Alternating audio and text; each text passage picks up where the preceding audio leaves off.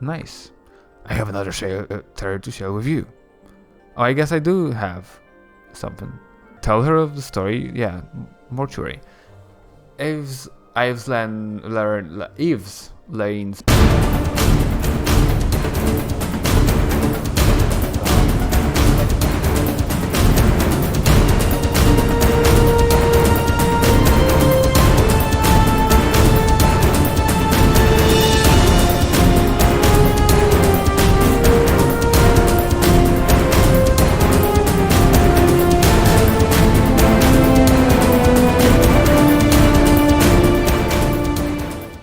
And welcome back to episode 5 of Icewind Dale.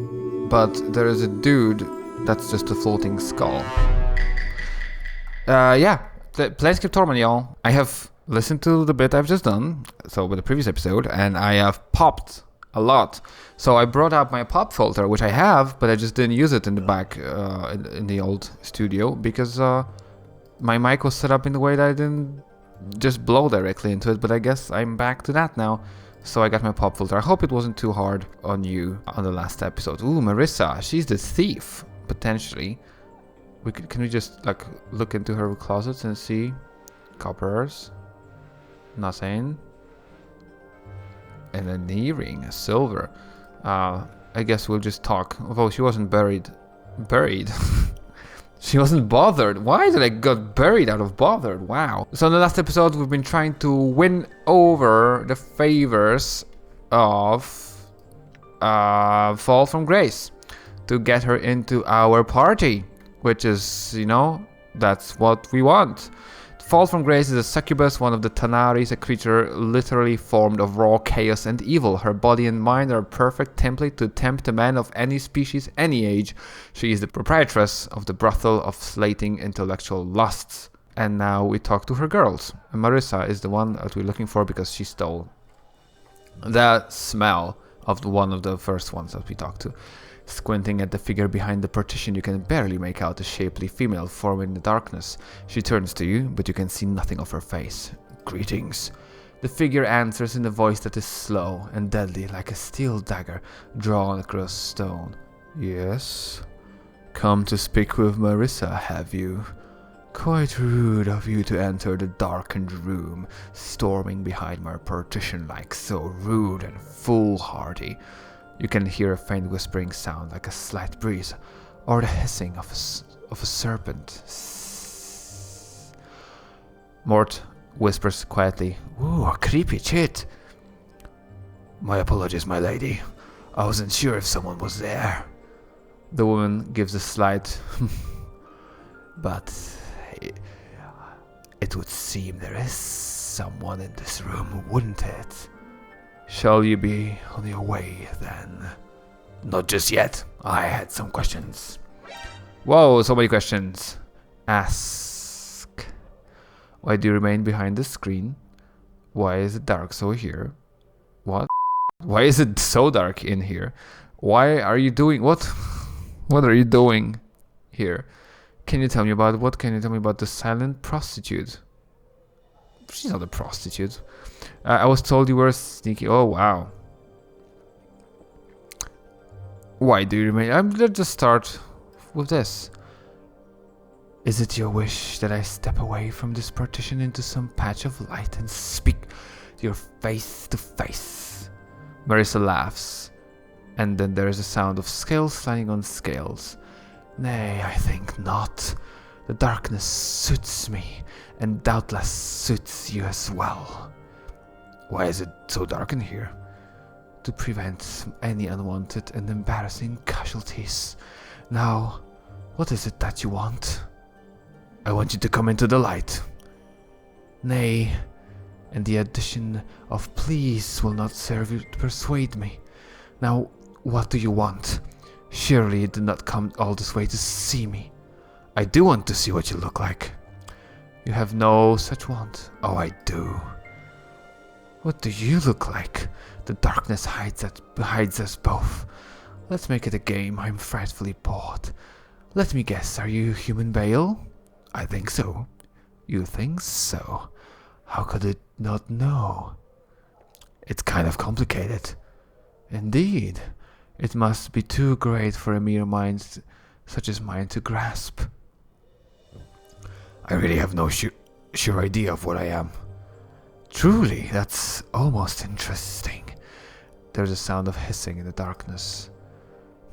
Describe yourself to me. Truth. I am tall. Yeah, truth. I'm tall, muscular, and horribly scarred. Indeed. She pauses for a moment. How were you so horribly scarred? Wait, never mind. I do not wish to know. Now describe yourself to me. Marissa describes herself as a shapely, pale-skinned, beautiful woman with a forked tongue, hair made out of writhing asps, and glowing eyes, which she assumed she must be keeping shut. Are you a fiend? Marissa laughs lightly, the sound accompanied by a slight hissing. No, hardly, though I have powers some might call fiendish. My glands turn living things to stone, for instance, from being of flesh to statuary with the bat of an eyelash. Living things to stone? Well, why would you turn a limbling into a statue? That must be inconvenient at times. You think so? That must be why I sit here alone in the dark, hiding behind a partition. Though you can't see Marisha, you're certain she's sneering. Oh, that was a narrator. She suddenly sighs. If only I knew where my crimson veil had gone. Have you seen it perchance? No. What is it for? Is it just a normal veil? No, not quite. It adds me in communication, face-to-face communication, that is. Why do you need to hide your... Well, I know that.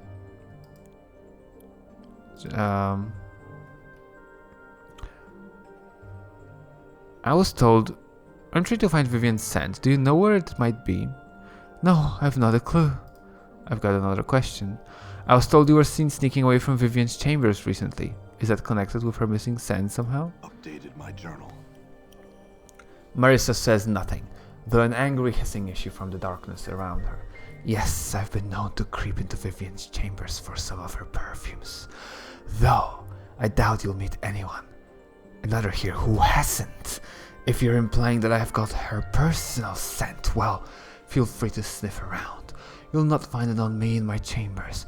I assure you, perhaps whoever took my crimson veil took Vivian's scent as well. I had one question. What can you tell me about the silent prostitute? Yes, Echo. I knew another Echo once, though her name was written differently. I know nothing of this girl, though. Ask Delora of her. She's made friends of an old lover of Echo's, I have heard. That's all I wish to know. Farewell. Okay, so Delora will tell me about Echo, and I need to find the crimson... It's Vivian. Have we talked to Vivian already? I swear we talked to Vivian. Vivian and Delora. Vivian was sitting here. Delora has been made friends with Echo, so... Oh.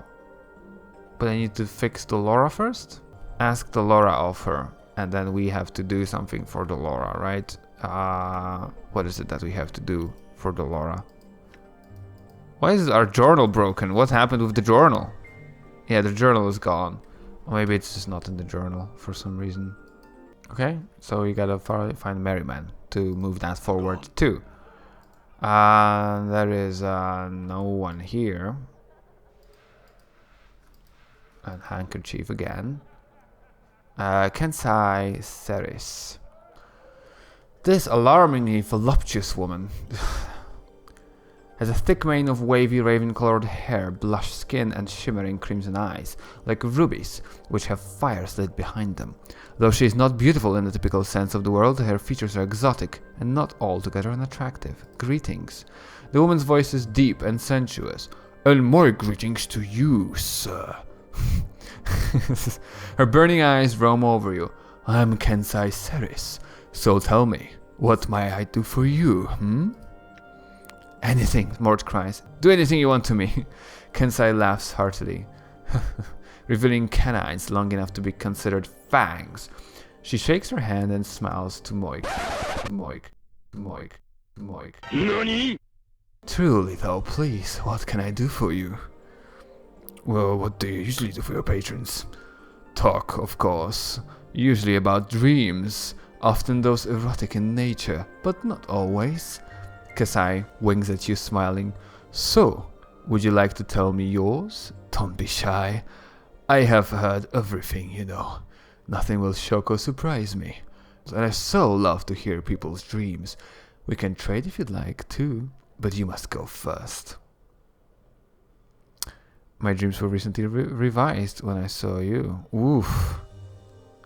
I don't have dreams, actually. Kasai arches her eyebrows in surprise. Truly? How sad. Even fiends and devas dream, you know. Are you certain you don't? Quite certain. No dreams at all. Too peculiar. I'm at a loss what to say. Well, I did have some questions. What are you doing? What are you? Kasai shakes her head. What? Can't you tell? She draws herself up, thrusting her ample bosom towards you. A woman. She raises an eyebrow. I can see my answer doesn't please you. I'm plain touched, actually. Like your friend here. Kasai indicates Anna. That's all you need to know. I had other questions. What can you tell me about the silent prostitute? Yes, that's Echo. She's very sweet, but so quiet. I understand that she said something once which caused some great tragedy, and because of that she'll never speak again. Kasai shrugs, smiling. An interesting enough story, but I don't know if it's true. Try asking Dolores. I've seen her talking to her ex-lover of Echo, back from a time when Echo was speaking. I had another question. I'm trying to find Vincent. Do you know where it might be? No, I don't, Kensei frowns. Most of the women will say she's prissy, but she's always been nice enough to me, complimenting me on my eyes. And she smells so good. I hope she finds her own scent again soon. I try asking Nenny about it. She's everywhere at once and might have seen something. I had another question. I'm trying to find Marissa's Crimson Veil. Updated my journal. No, I haven't seen it since the last time she wore it out. But Nenny might have seen something, so try asking her.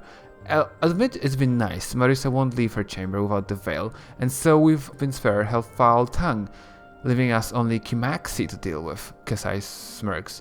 That Kimaxi is the worst of the two, though. How so? Marissa's haughty and mean, but Kimaxi, she's a bitter, spiteful monster of a woman with a venomous tongue and a demeanor of a bailer.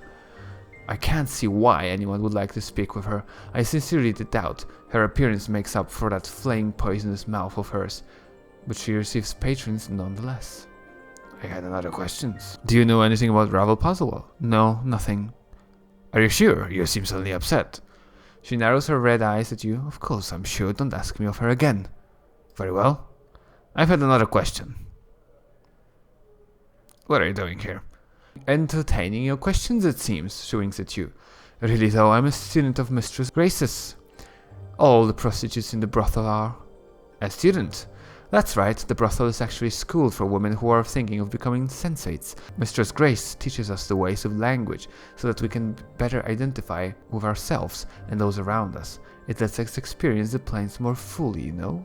That's all I wish to know. And then there is Kimaxi, Addertongue. And she's just told this guy off. Equalasant Pykov. I think she needs the Deva's tears. The wild-looking tiefling girl meets your gaze with an angry scowl. Her tattooed body is practically naked, covered by only a narrow leather thong and a black cloth brazier and armored shoulder pads that appear to serve more as decoration rather than actual protection. Her spiked hair, as well as the thin fur that covers her goat-like legs, is brassy white, and numerous silver rings dangle from her ears, nostrils, lips, and brow. She wears a leather collar around her throat with an inscription, Kimaxi Addertongue. Wait, Kimaxi? What's Kimaxi? Kimaxi. I wonder if there is a story to that name. Kimaxi. Greetings. Kimaxi bares her teeth at you. And just what are you looking at, you banged-up sod? My friend thought you were attractive, but whoa, was he ever horribly mistaken? She sneers at Mort, then looked below where a body would normally be. Sharp tongue for a stemless deader. Let them keep at it. Oh, he's gonna learn new curses, huh? Like I'd let mine anywhere near off if I had one. What? Did you hear the word brothel and think you could make some jink here, you flea-bitten gutter whore? Ha! Can't believe they even let you in the door. What with all those ticks hopping off your shaggy legs? Let them keep at it. Ticks? The only annoying insects around is you. She suddenly turns to you. Hey! You're here to talk to me or what? Or what? What else can I do with you? What did you have in mind, you sodding jawbox? Go ahead, give me a reason to say no to you. What do you usually do to patrons? I'm a practitioner of abuse. Yep. What's that mean? I'll show you. Her hand lashes out to slap your face, but you manage to barely dodge the blow. Kimaxi poots visibly, then scowls. Oh well. Say, can you teach Mort here to be more abusive? She raises her eyebrow. Now that's an unusual request. I don't know. It seems pretty foul-mouthed already. That's he, seems pretty foul-mouthed, Kimaxi Blutterdung, you scruffy goat-gammed harlot. You wish you had legs like mine, you pitiful wretch of a bone box. I can walk, run, dance, what can you do? Bob around wishing you had a pair, goats, somewhat otherwise? The two of them lay into one another, exchanging barbed, blistering insults and clashing with razor-edged tongues. Wait for it to end. At last, the two stop their bickering, and eerie silence settles over them as they eye one another hatefully. Finally, the tiefling makes a grudging admission to Mort. You're not that bad, really, not bad at all. Better than you, perhaps? Mort waggles his eyebrows at her. Eh? Kimaxi narrows her eyes at Mort. Don't push it, Skull. New taunts, alright. I won't, tiefling. I will admit I might have learned a thing or two, though. Good thinking, Chief. Sure thing, Mort. Kimaxi turns to you. So was that all you wanted? I'm not spending any more time near you, and I have to. Actually, I have some questions. Well, what makes you think I care? Why don't you lick my backside? My tongue's not wide enough, and I don't like hair in my mouth. Well, you seem to like the taste of offal in your mouth, you dung-breathed cretin. Only it's because it's like kissing you, you mangy stink pot. Kiss me, she makes a retching sound. Ugh! I'd rather kiss a bloody mass of phlegm than lay my lips on you, no thanks. Don't thank me. Thank the powers someone actually wants to kiss you. Kimaxi looks at the loss of something to say. For an instant, a smile threatens to crack a grimacing mask off her face. Then she becomes more of a basilisk than ever. Alright, what do you want of me? Questions answered. Fine, whatever. Asked. What can you tell me about the silent prostitute? What? That Echo Chit? I don't know anything about her. Don't talk to the girl, I mean, why? Not like she can talk back. Ask Frigid Dolora about it. I think I saw her playing Go with an old crush of Echo's back from when she could talk. What Vivian said. Try a hive gutter or perhaps that's a similar aroma. To be serious though, Marissa stole it. Marissa, are you sure? No, but I'm hoping you'll go stomping into her room and upset her enough to do something awful to you. I have another question. I'm trying to find Marissa's Crimson Veil. Do you know where it might be? She smirks. Up your arse, perhaps? Hells, I don't know. Kimaxi smooths back her hair, which instantly springs back up into a spiky mess. I had another question. Do you know anything about Rabble Puzzle? Oh, actually, I didn't expect that to do anything. What would I know about her? I look like a scholar or something to you? Go ask someone more learned. Or Ives. She'll probably have at least one story about her in that pile of tales she carries about in her bone box. Oh, and squat on the halberd while you're at it. I had another question. Never mind, actually. Okay, so we know that. We have Ives the Tail Chaser. So Ives is the one that has stories to tell. Let's talk to Ives, and then we can go back to Nine-Eyed someone. Ives the Tail Chaser, or Eves. It's probably Eves, right? Because it's this fetching young woman is a faraway look in her soft sea green eyes. Greetings. Greetings. I am Ives, the Tail Chaser. What a coincidence! I do chase tails. Ives continue unperturbed. Have you come to trade tails? I'd like to trade tails. Eves nods. I would like that very much, yes. Tell her a story of the languor of lingering sights. Angry? Oh, which one is the best here? Oh, I think I'm gonna do research. Recurring Curse. I haven't finished that. That's not really a story, that's just a thing. Which is the Lingering Sights? Is Lingering Sights still pregnant? I think it is, right? Let's just do... No. Yeah, it might be. Let's do that. Ives lean forward as you tell the tale of the alley giving birth. She seems to devour your every word. Yeah, I think that's the most interesting one. As you finish, she smiles at you. I shall remember this tale. And now I have one for you. Before I begin, I must ask, do you know what the Modron is? Yes.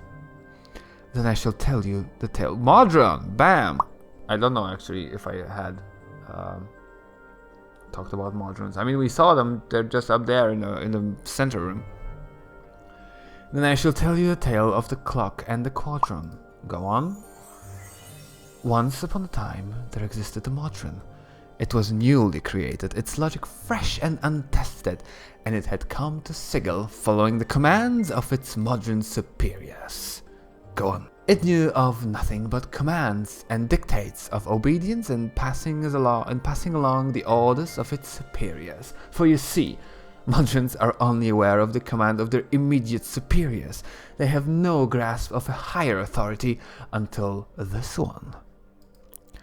One day, it came upon a small shop, within which there was a small clock that could no longer tell time. It was cracked along the edges, the wheels of its hands broken. The Modron immediately set itself to work at getting the parts to fix the broken clock. It made a new wooden housing for the clock's parts, replaced the bent springs, carefully filed and oiled the clockwork machinery, and carved the new hands from the sparse metal available to it.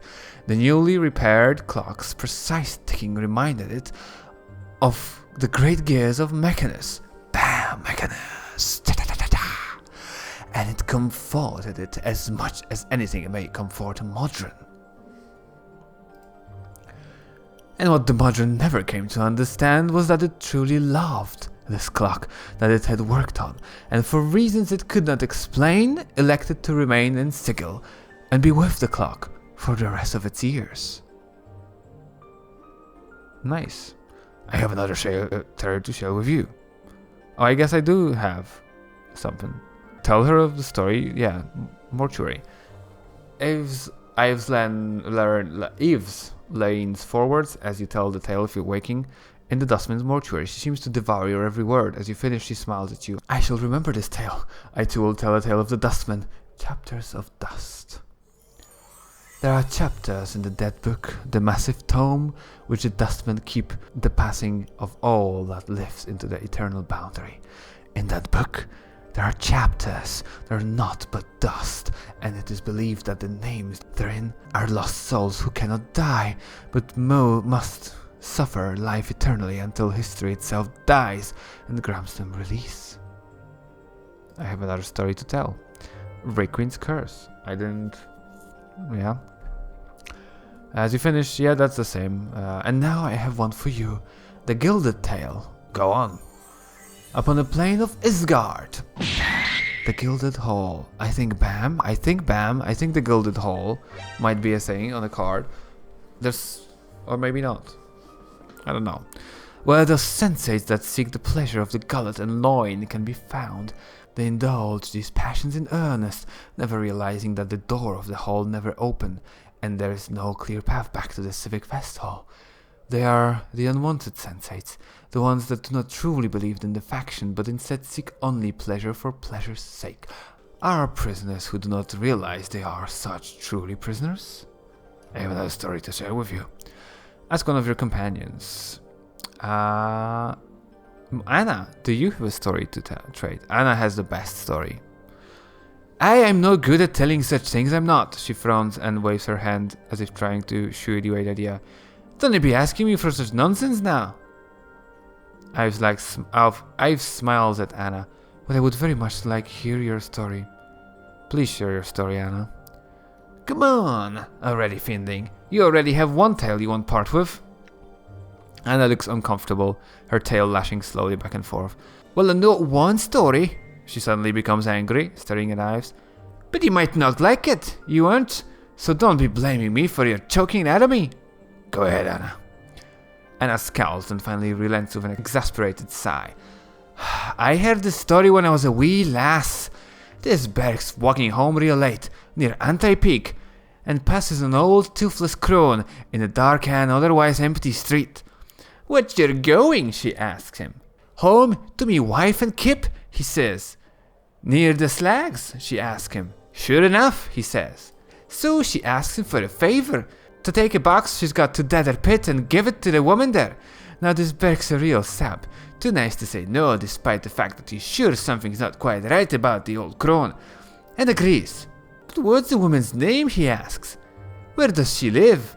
Where should I look for her if she's not by Deader's Pit?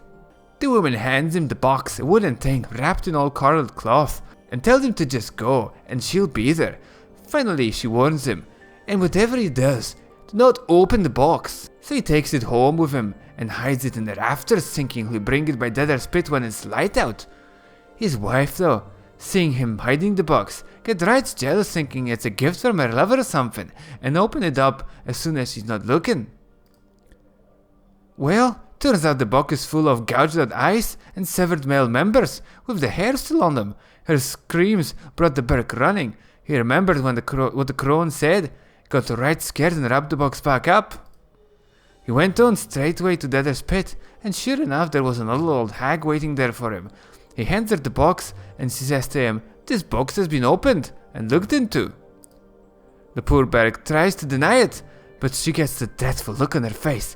"You've done something horrible," she tells him, then disappears. That done, he hurries back to his Kip. He's feeling ill when he gets back, and takes to bed, his wife bitterly regretting opening the box and all, but it was too late. The next day he died of a rotting disease, and the first thing to go was the eyes and stem. Anna nods grimly, her tale complete. Oh, Ive smiles. That was a wonderful tale, Anna. You should never hesitate to share it. Now I got one for you and your companion, the Parched Land. Once, a large village was struck by a terrible drought. The farmer journeyed to the worshipping stone, and then again implored it as to the cause of the drought. He asked the stone why it did nothing when the fields were parched and dying. Why did the animals and the people suffer while the stone did not a thing? Have we not given enough offerings? The farmer asked, begging almost upon his hands and knees, but the stone did not respond. It merely sat and cast its shadows. And that's the whole story? I don't know. Mort, do you have a story? Me? Why do I have to tell a story? Just tell a story, Mort. Fine, fine. An elderly man was sitting alone on the dark path, right? He wasn't certain of which direction to go, and he'd forgotten both where he was traveling to and who he was. He'd sat down for a moment to rest his weary legs and suddenly looked up to see an elderly woman before him. She grinned toothlessly and with a cackle spoke, "Now your third wish, what will it be?" Third wish? The man was baffled. How can it be a third wish if I haven't had the first and second one? You've had 2 wishes already, the hag said, but your second wish was for me to return everything to the way it was before you had made your first wish. That's why you remember nothing. It's because everything is the way it was before you made any wishes, she cackles at the poor Berg. So it is that you have 1 wish left. Alright, said the man.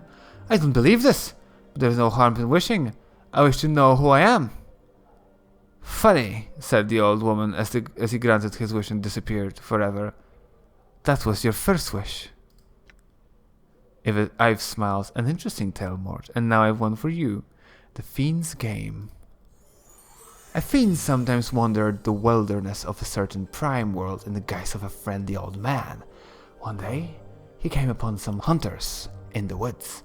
What are you doing? The fiend asked. The hunters told him, and the fiends nodded. I have never been on a hunt before. The hunters invited the old man to come along, and the group eventually came upon a glade, when several deer were grazing. The hunters carried crossbows, but did not fire, and the fiend asked them why. They are unarmed, the hunters chuckled, patting their crossbows. We hunt nothing that does not have the ability to defend itself. After all, where is the sport in that? The fiend nodded at this and promptly gated in 3 of his fellows. The hunters led them on a merry chase, but eventually they were caught and eaten. That's it. Okay. I've got another story to tell. Jacon. Have you a story to tell? Oh, Jacon just doesn't even blink. Jacon's immediately like, stories. Bam. I shall depart. The tale of a Charlie drowning. I think we know this tale.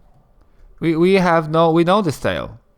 Fascinating, Jacon. Let me share with you and your companion another version of your tale that I have heard. Yeah, we know this tale. Jacon has taught us about this. Yeah, she drowned in the matter because she couldn't. Yeah, we know that. Jacon looks attentive and perhaps a little surprised. Ives go on to tell a different version of Jacon's tale in which a Charlie was driven from the Gisserai city of Thraxlor from her constant, useless prattling. One day, she encountered a Sladdy on his way to the Spawning Stone. Spawning Stone is a place in Limbo. I think we have a card. Spawning Stone! Maybe. I'm not sure actually if we do. She hastily erected a wall of chaos matter, which even the ravenous Sladdy found difficult to break down. Hungrily it waited, and spoke to her through the wall. She asked it questions, and as she became more absorbed in her pointless queries and the Sladdy's answers, her own wall decayed and collapsed upon her, and thus she drowned in the matter of Limbo. That's yeah, it's cool. Yeah, I think we don't have any more stories, but we've got questions to ask. I mean, that's pretty, yeah, that's these things. Ives, you look familiar. Is your mother named Ivana? Wait, do we know an Ivana? Ives not. Yes, but she and I no longer speak, just as I shall speak no more of her. Is Ivana the blind lady in the gallery? I think she might be. Okay, we will talk to Ivana about it. I had another question. What can you tell me about the silent prostitute? Ask Dolora. That's the same thing. What can you tell me about the scent? Speak with Nanny. And I'm gonna speak again with Nanny, I guess. But Marissa is an interesting... Marissa is an interesting tale. Would you hear it? Yes, please. Once upon a time in the world of heroes and time of petty childish gods, there were 3 sisters, cursed with a hideous appearance. They were considered demons by the people of the land and forever shunned. One missed her sisters terribly, yet left that world with its shame behind, but exchanged the pettiness of a pantheon for the pettiness of self. Also, she was a Greek goddess, or Greed is something, demons. Okay. They've spoken to 9 prostitutes altogether. Do you know who or the 10th student is? Okay, nice. So that's cool. So that 10th one is a secret. Do you know anything about Ravel Puzzlewell? Oh, she has a tail. She has a tail. The tale of Ravel. The tale of Ravel Puzzlewell, frightener of children, begins and ends with a question. What can change the nature of a man? Many were the times she posed this riddle to those who approached her, those who sought to glean from her the strange magics that she alone seemed to possess. All attempted to answer her query, but to no avail. And they found the price of the wrong answer to be some horrible fate, always more terrible than the last victims. To recount their various torments would be to speak torments. Hey, roll credits. Because that's what's happening. Would be to speak of things that nightmares are woven from. Go on. The tale strikes me this way. Ravel herself knew not the answer to this question, but she lusted for such an answer. Only the why of the matter remained in the question. Why did the nature of a man matter to one of the Grey Sisters, especially to one of such power as Ravel? It is said that she put the question to the Lady of Pain, not directly, but shouted it to Sigil itself, daring for the lady to answer. When no reply was forthcoming, she wove terrible magics that threatened to open the cage and let the fury of the plains roll in like a wave. She received no answer other than banishment. To this day no one knows the answer to Ravel's question, and now there is no one to petition, for Ravel herself is gone, lost to the plains. Okay, interesting. The question itself, I've read many interesting articles about it. There was a great discussion about this question on this Discord, the Planescape Discord I'm a part of. I'm really interested to talk about it, but I feel like it might be too early. But the gist of the paradox of the question is that what can change the nature of a man implies that if you do change the nature of the man, that man is no longer the same man. So you cannot change the nature of a man. You can just change the man, which is, a confusing statement. But it's like, it's like the ship of Theseus kind of deal. Yeah, I had another question. Updated my journal. Wait, there's more. Though my tale ends with Ravel's demise, there are some that claim the hag still lives. There's a silent prostitute here who once talked of such things, but she speaks no longer. If she would speak to you, she might tell you more of Ravel's. Yeah, okay. So we know that already. She's been excited to talk about it. I have spoken to 9 prostitutes altogether. Do you know who or where the 10th student is? Ives shakes her head. Speak with Nenny. She is forever pacing about, observing everything intently. Farewell, Ives. So we gotta speak to Nanny about 2 things now. The Veil and the 10th student. Hey, Nanny, you're just hanging out with the brothel patron. I had some questions for the patron.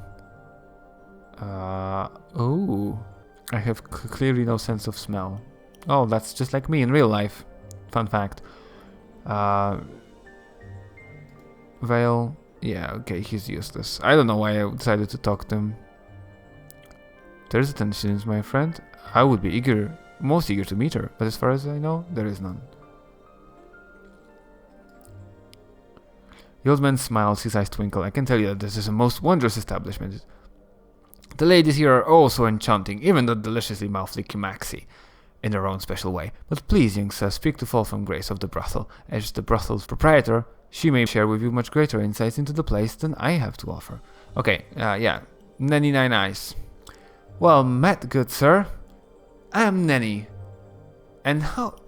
Oh, we've met before? Nenny giggles and smiles gleefully at you. I'm sorry, I knew you looked familiar, though. That's alright, Nenny. I had some questions. I'm trying to find Marissa's Crimson Veil. Updated my journal. I'll bet I do.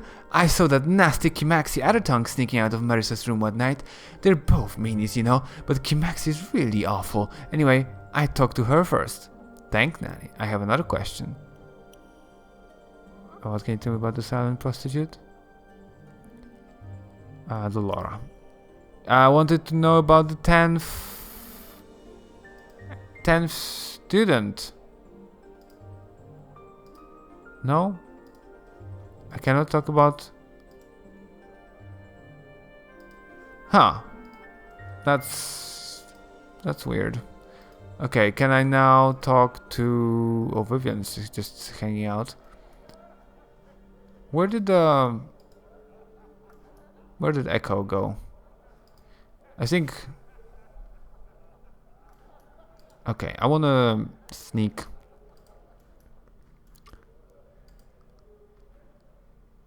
Let's see if this can be achieved. I had some questions. I was told you were seen sneaking away from Marissa's chamber recently. Let's do that. Kimaxi flies into a rage. Who told you that? She suddenly falls silent, glaring at you with narrow eyes. If I was there, Berk, I didn't take her filthy veil. Search my room if you like. I catch you sniffing at my breeches, though. I'll see it you never allowed in here again. Why would anyone ever sniff at your breeches? Updated my journal. Beats me. Someone had nicked more than a few pair of them, though. My favorite leather brassiers, too. With iron studs. She hums angrily. Do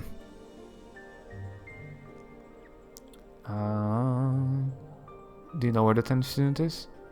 Yeah, she's hiding in under my bed. Go ahead, get down on all fours and I'll check. I shan't kick you, really. Get down, yeah, I will. As you look beneath Kimaxi's bed, nothing's there. Of course, you become aware of her standing behind you. I couldn't. It's just too easy. Get up, you poor stupid debtor. There is no 10th student. Okay, I think it might be that the 10th student is actually... Okay, she told me, I'm gonna save just in case, because she told me to search her rooms if I want. Why not? And I want. Okay, yeah, she's not quite aggressive. No veil. She's right. Oh. But there is this. That's... Nope. A silver ring. I stole it. All right. Yeah, I guess I can steal from them. That's great. Yeah, nothing. So there is no 10th student. I'm gonna go talk to Fall from Grace about it. I guess. Have we stole from here? I'm not sure if I did. I'm not sure if I did. I certainly didn't. Coppers. Parchment. Right, I have one more idea, a bright idea. We can talk to the guy who's hiding in the closet. And yeah. I have some questions, Louis. Yeah, there we go.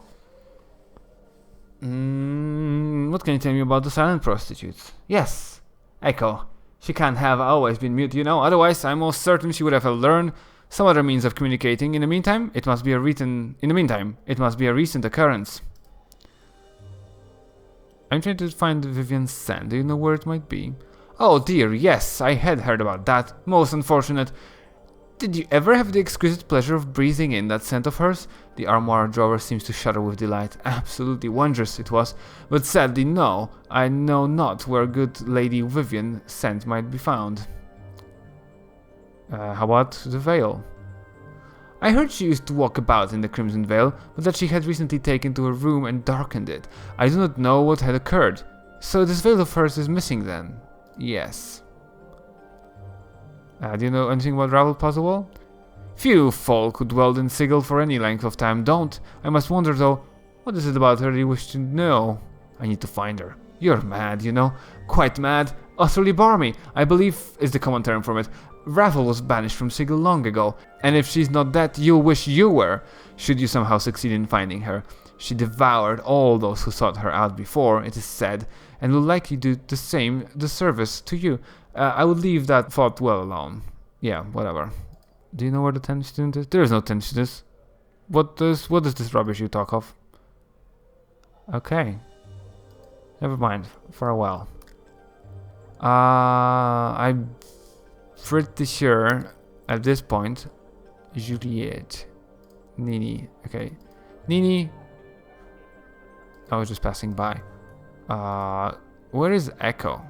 Is Echo in here? Where did Echo go? Wait, have we been to here? No. Ready. Let's... Why not? That's a lot of money. That's some more money.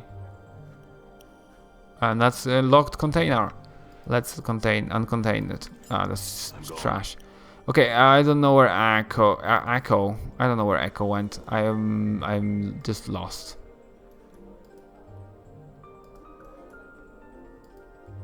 Is Echo here with you?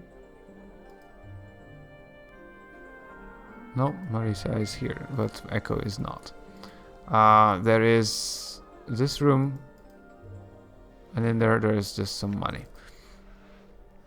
I've been to this room, I've been to this room, I haven't been... Where is Echo? Do you think I can steal from this? I'm here. She seems like the most interesting of them all. Love letter. Oh. If I can take it and somehow use it to my advantage when procuring this fake affair that I have to do with Juliet. Oh. Oh, why are you all the way over there? Oh, Echo's... I found Echo, not the air farewell. Okay, never mind. Echo. Oi. Echo. Greetings again. I had some questions.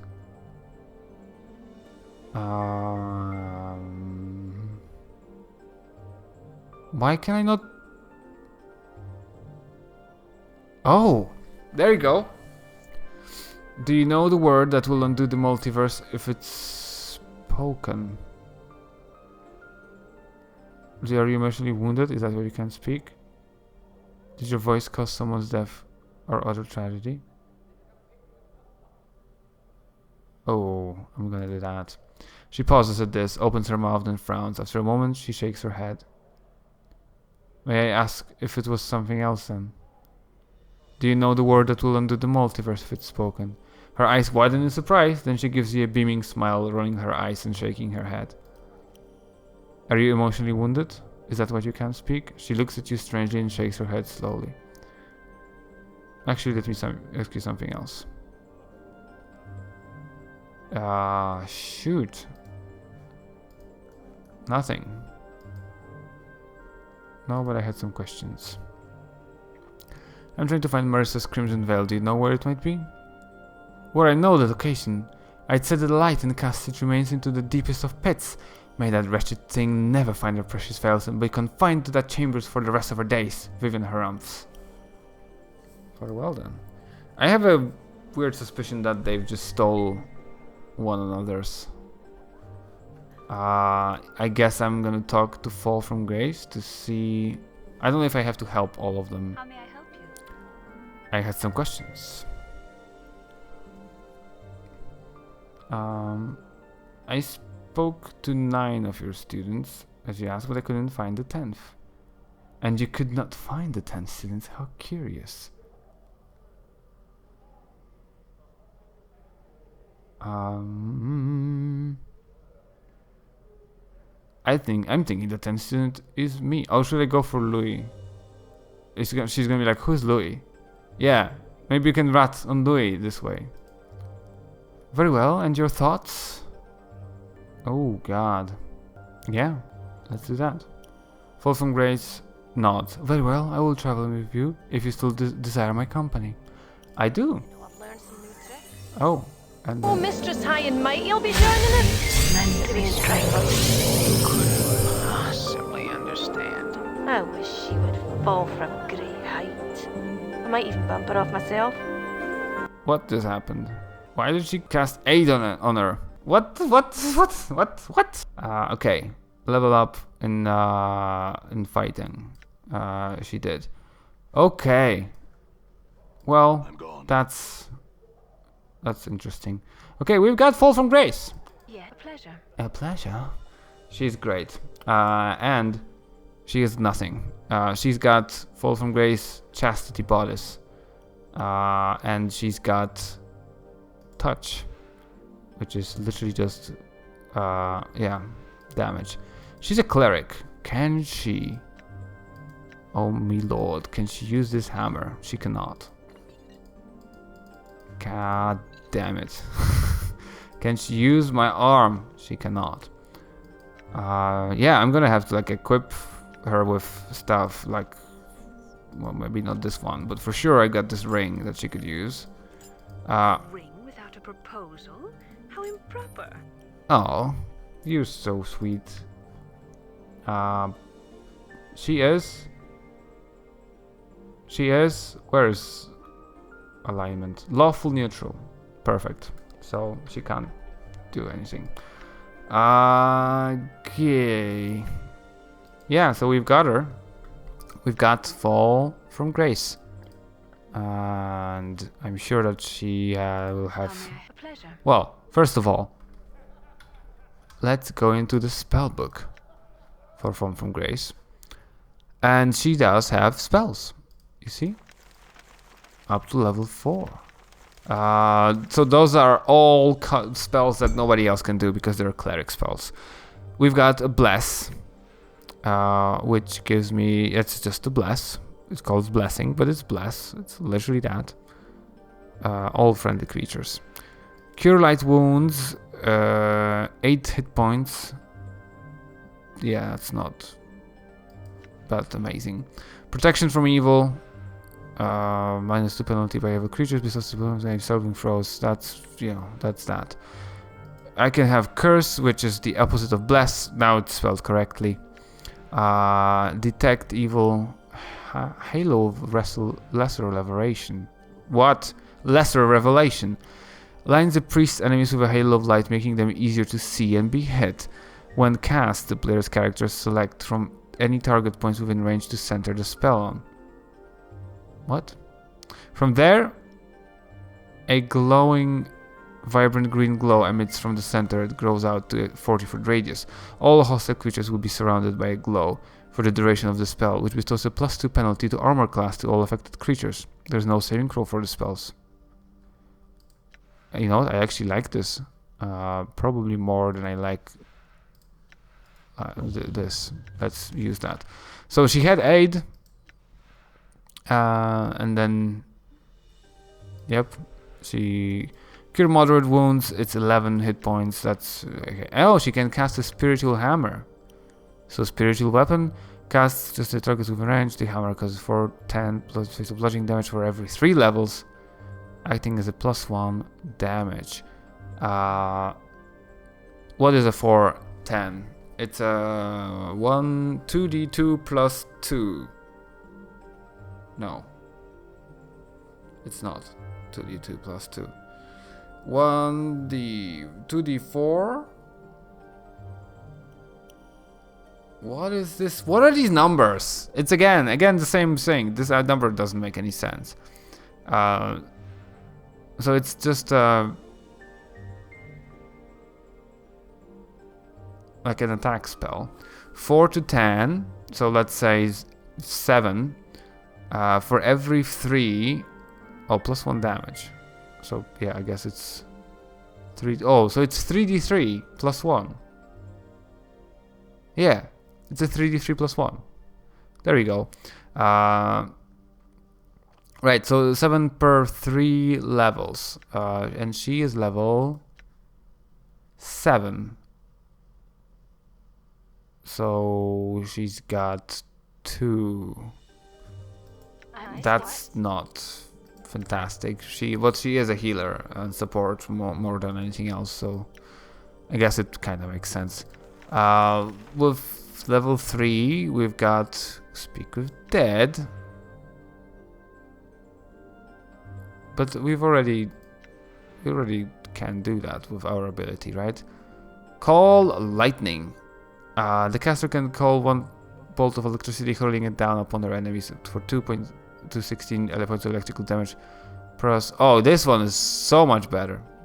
The creature within the 10-foot radius of where the bolt crashes down. Area of effect is 10 feet radius. Only be used outdoors. Okay, now I like this one. Prayer. The spell grants a bonus +1 to attack, damage, and framing prompts to also are friendly. And all the enemies are at negative, so that's a nice buff. Cure serious wounds, we've got 17. This is, that's decent, I guess, yeah. Okay. So Fall from Grace is here. We've got her in the party. And yeah, I think so. This is we haven't truly finished this place because there's a lot of unsolved problems which I'm gonna definitely try to solve. But we've got Fall from Grace.